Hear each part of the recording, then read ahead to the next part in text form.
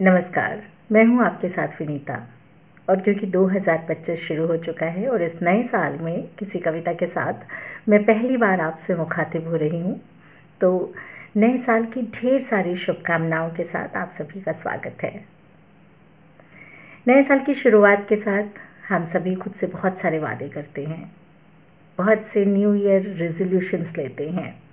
I am sure आपने भी किए होंगे और आप में से बहुत से लोग ऐसे होंगे जो उनको पूरा भी करते हैं, लेकिन अमूमन ऐसा होता है कि हम उन रेजोल्यूशंस पर काम करने की कोशिश तो करते हैं लेकिन उनको पूरा नहीं कर पाते और पूरा साल बीत जाता है कोशिश करते करते, लेकिन वो वादे पूरे नहीं होते। और फिर एक नया साल आता है और हम पूरे जोश के साथ हम फिर खुद से वो वादे करते हैं और इस तरह साल दर साल बीतता जाता है, लेकिन हम उम्मीद का दामन नहीं छोड़ते और छोड़ना भी नहीं चाहिए। तो हमारी जो कविता है आज की, वो प्रियदर्शन जी ने लिखी है और ये कविता भी इसी नए साल में किए गए वादों के इर्द गिर्द घूमती है और कैसे हम कोशिश करते रहते हैं पूरे साल उन वादों को पूरा करने की। तो कविता शुरू करते हैं। जनवरी नए उगते फूलों की खुशबू जैसी लगती है।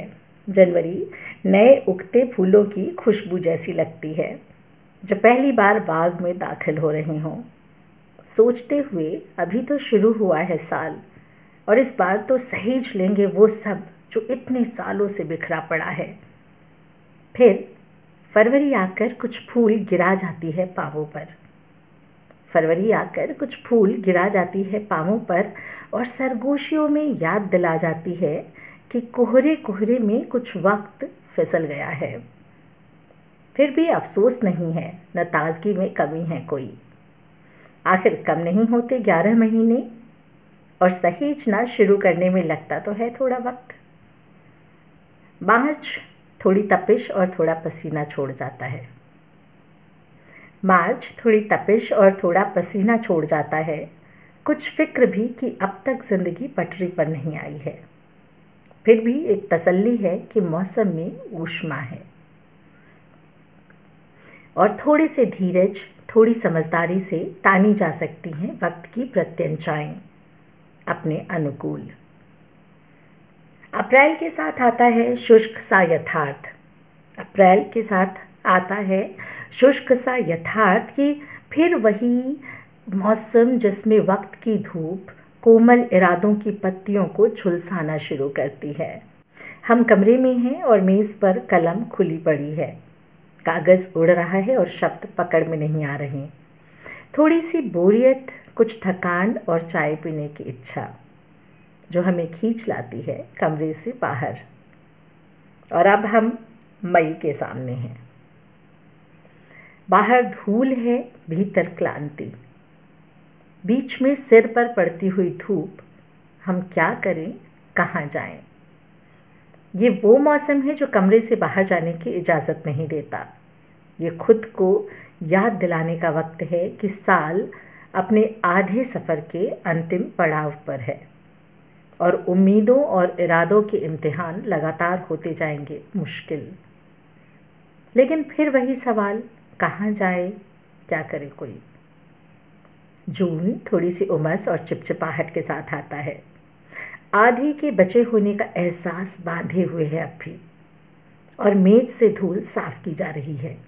उजले कागज़ रखे जा रहे हैं, किताबें करीने से सजाई जा रही हैं और एक खुशनुमा सा एहसास, देर से ही सही शुरुआत तो हुई, कि सामने आ खड़ी होती है जुलाई, बारिश में भीगी हुई अपनी गीली चोटी लटकाए।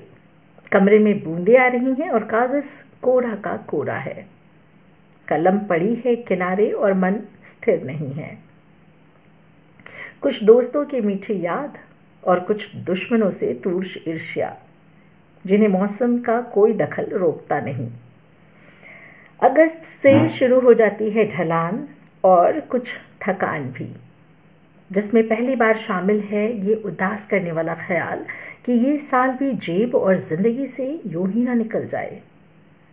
सितंबर थोड़ा सहारा देता है, तसल्ली भी, कि बाकी है लिखने की इच्छा, इसके बावजूद कि बहुत सारी अड़चनें हैं और उलझनें भी, और उससे ज़्यादा अनमनापन कि कोई चीज़ इन दिनों छूती नहीं, छूती है तो टिकती नहीं। अक्टूबर तुरही बजाता हुआ आता है, याद दिलाता हुआ कि सारे उत्सव मना लो इन्हीं दिनों। ये अपने किए को सहेजने का वक्त है, लेकिन अनकिए को कोई कैसे सहेजे ये नहीं बताता। नवंबर से शुरू हो जाता है विदा गीत। हल्की हल्की सर्दियाँ और पहाड़ों और आसमानों से उतरता कोमल धूप में लिपटा चिड़ियों का संगीत। यह हिसाब किताब करने का वक्त है, खोया पाया की बही खोलने का और देखने का कि इरादों की कोमल पत्तियाँ वक्त की पुस्तक में दबे दबे सूख गई हैं, हालांकि उनके निशानों में भी है रचना की गुंजाइश। और दिसंबर तो बस आता है नए साल का दरवाज़ा खोलने के लिए। दिसंबर तो बस आता है नए साल का दरवाज़ा खोलने के लिए, बची खुची छुट्टियां लेने का वक्त और खुद से किए वायदों को भूल नए वायदे करने का वक्त। पहली बार महसूस होता है कि अरे निकल गया ये साल तो, लेकिन साथ में उतरता है ये बोझ भी कि चलो भले बीता कोरा का कोरा, लेकिन इसके बाद तो आ रहा है नया साल, जिसमें हम बांध सकेंगे नए सिरे से मुट्ठियाँ और खुद को दे सकेंगे तसल्ली कि बाकी है अब भी कई बरस हमारे लिए। नमस्कार।